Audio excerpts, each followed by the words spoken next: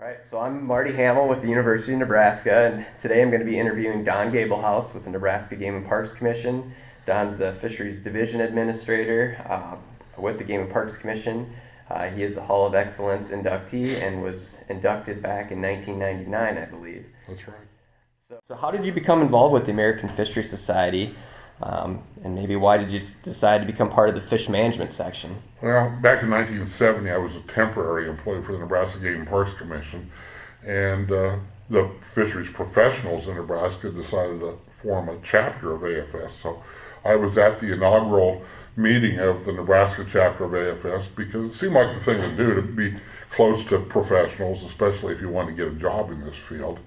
Later on, when I was a management biologist, it just was a good fit to join the management section. They seemed to provide things that I needed. And later on, the Fisheries Administration section was a section that I thought was important to join as well. Oh, good deal. So then I would assume AFS has helped your career? No doubt in my mind. Early on, involvement in AFS committees and giving presentations at meetings and publishing results of my research, I think helped me build a pretty good resume. I would say so. And, I don't have any doubt that I probably wouldn't have the job I have today without AFS because it helped me build that resume and worked out good. So along the way, did you have a mentor or maybe some individuals who really influenced your career? Probably three of them. Howard Wiegers, my undergraduate advisor at the University of Nebraska, I actually went to his 99th birthday party this last Sunday. Oh, great. So he's still doing well. At the time, the University of Nebraska didn't have the kind of fisheries program it has today.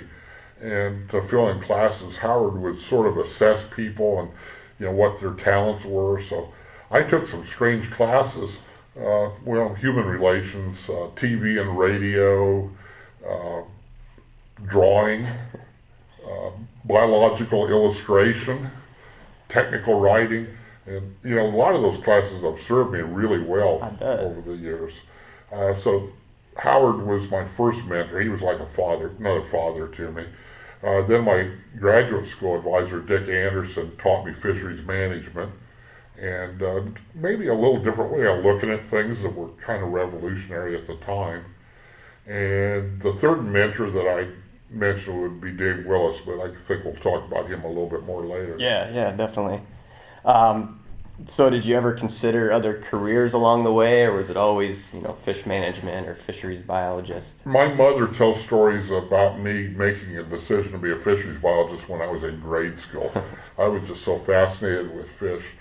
There was never any doubt in my mind that I'd be a fisheries biologist. When I was in high school, I would take aptitude tests and ask myself, now how would a fisheries biologist answer that question? So, don't tell your guidance counselor that. Yeah, I was going to be a fisheries biologist from as far back as I can remember. Oh, that's great. So how do you think AFS can help prepare our profession for the challenges ahead? Well, I think that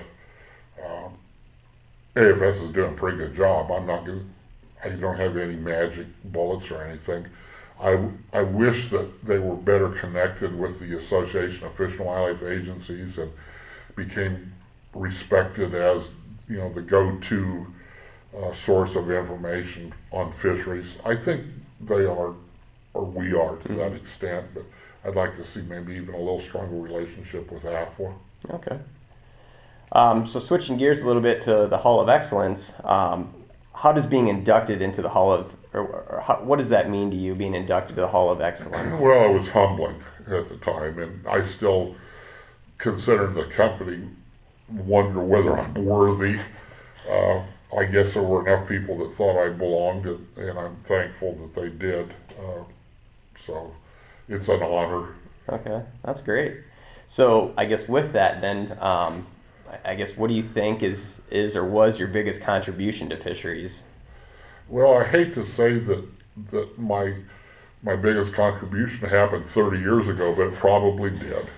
I was involved with, like I said, Dick Anderson quite a bit and some of the structural indices that he was developing. I had a 1984 publication, a length categorization system to assess fish stocks. It's the only reprint I've ever run out of, and it went all over the world, especially early on. But basically, it took Dick Anderson's PSD and went 3 steps further to allow people to communicate, even verbalize a length frequency distribution, and quantify percentages of preferred, memorable, and trophy fish. So I had one good idea to come up with preferred, memorable, and trophy fish. I think it helps fisheries managers assess fish populations. So I guess that would be the one thing that I'd say that was my biggest contribution. Okay. So there's a lot of young professionals in both within the Nebraska Game and Parks Commission and throughout the country. So do you have any words of wisdom that you'd like to share with students or young biologists? Try to be a Renaissance man or woman. Take what talents you have that others don't and try to provide something that's different, unique. Just always think about trying to be creative. Don't just do the standard thing. Try to take another step and be creative. All right, I'd like to ask your thoughts about some other inductees. So which fellow inductees of the Hall of Excellence influenced you the most, and how? Well, Dick Anderson, we've already talked about. He was Yep. my undergraduate advisor, and he influenced me past graduate school. I actually continue to work with him, especially through a great organization called the Central States Pond Management Work Group that eventually became known as the Central States Small Impoundment Work Group, and that was just a wonderful experience.